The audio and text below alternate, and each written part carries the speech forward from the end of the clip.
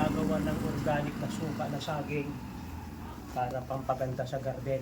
Kasi pag ito ay inihalo sa beer, sa baking soda, ay asin, maraming inahaluan ito, pampaganda sa garden, pampaganda ng ugat, pampalago. Ang tama-tama ako ay binigyan ng aming kapitbahay ng saging. Bigay lang yan, isang sako. Yan ay nag-u-overripe na. Ito.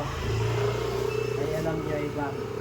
Ang balat nito ay pataba, saka yung suka nito ay malaki ang magagawa sa pagpapaganda sa halaman. Mga tira-tirang prutas natin, mga balat ng prutas, pwedeng gawing vinegar yan. At kung kayo mayroong garden, pwedeng manghingi kayo ng mga balatang saging at binababa, tinitiplahan ng sugar para maging suka. At ako ito ang tawa na hanggang din ako.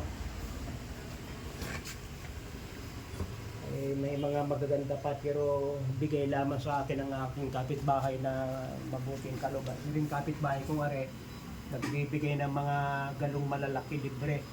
Yung kabila ng mga kapitbahay, nagbibigay naman ng mga sakin.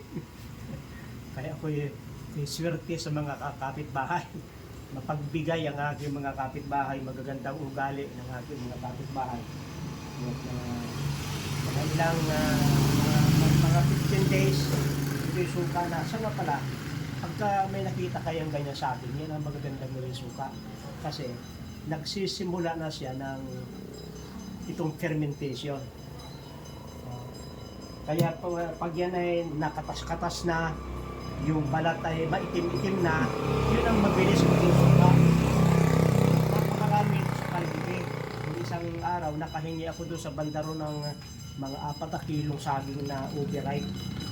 Kaya yung isang timpa ko ay may nagsisimula na magsuka. Kaya na pwede kayong manghingi ng mga overripe.